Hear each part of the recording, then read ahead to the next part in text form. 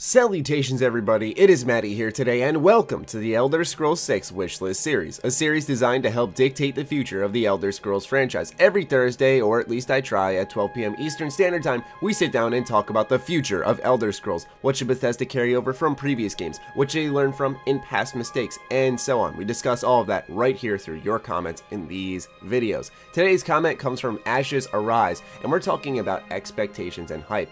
After Fallout 4, I'm going into Elder Scrolls 6 with low expectations. That way, I might not be as let down as I was with Fallout 4. Now, when it comes to Fallout 4, I don't think hype was the sole reason that game wasn't well received by fans. I think there were many other contributing factors, and we're not really going to dive down that rabbit hole for the millionth time in this video. What I want to talk about is channeling expectations and hype with Elder Scrolls 6, because we are going down that similar road that we did with Fallout 4. We're talking about this game years and years in advance, where that hype, that excitement, that want for the game more importantly is going to build up, and eventually when it's inevitably announced officially, we're gonna sit there and freak the hell out because it's finally there. And now it's great to be excited. I encourage video game excitement, but after Fallout 4 I will say that channeling expectations is more important. Now there's a big difference between channeling it and having, as Ashes Arise said, low expectations. I think when you purposely set the bar incredibly low, you're trying to set yourself up to like the game no matter what, which I think can be just as damaging, because then you're like,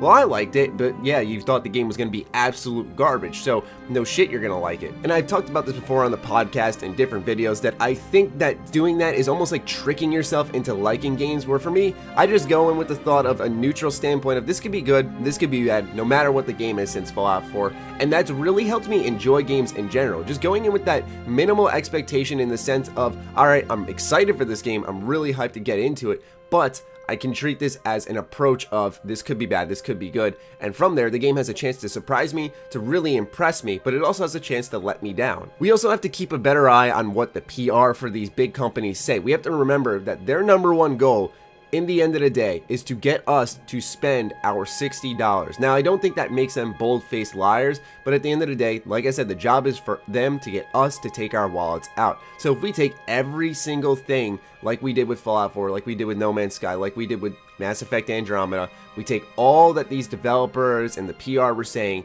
at face value, that this is going to be an amazing game, it's going to count for your choice, you're going to be able to do multiplayer, you've heard it all before with all these respective games and the different things that they flopped on, that yeah, they're going to let us down a lot, because like I said, their job is to get us to pull our wallets out. And we've seen before, they don't really care afterwards what happens. We've seen Mass Effect go on ice, we saw No Man's Sky fall off the face of the planet for the most part. Fallout 4, right after its official DLC, done. Not a word. And I'm not trying to act like this is all the developers and publishers' fault. We should be able to trust what they are saying, and they should deliver accurate, official information. What I'm saying though is that when we start taking everything at face value and really accepting it instantly, that's where a lot of the damage comes in. Think of all the Fallout 4 news pieces, all the endings we heard about for Fallout 4, how big the map was. We've heard the Todd Howard comments before. They're excited about the game just as much as we are because they're finally talking about it. So yeah, some things might be stretched out a little bit. There may be a hyperbole or two in there.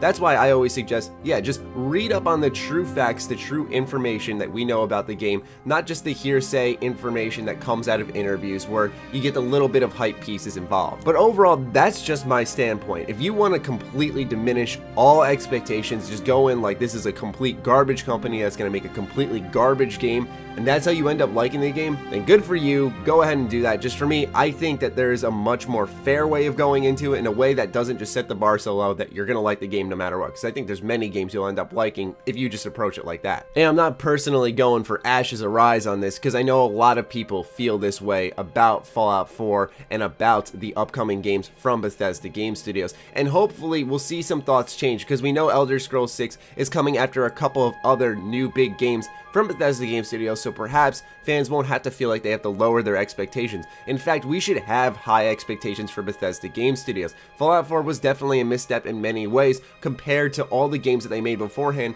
where each one, if you really sat down and studied it for its time period when it came out, it was truly a revolutionary game in some way, form, or fashion. and now we don't really see that with Fallout 4. We see it's kind of more of the same from Bethesda Game Studios, which is good, but it doesn't push those boundaries forward. So we should have at least high expectations in the terms of, come on Bethesda, set that bar high. Let us know what a true open world RPG is like, but maybe going in with lower hype. That is the key to success here, I think, personally, and I'd love to hear your thoughts on this topic in the comments down below. Thank you, Ashes Arise, for channeling this idea in my little brain. Other than that, be sure to follow me on Twitter, like me on Facebook. Those links are in the description down below, along with my Patreon. Do consider supporting that, as it fuels all the content we create here. Other than that, stay sexy, stay active. I love you all. Peace.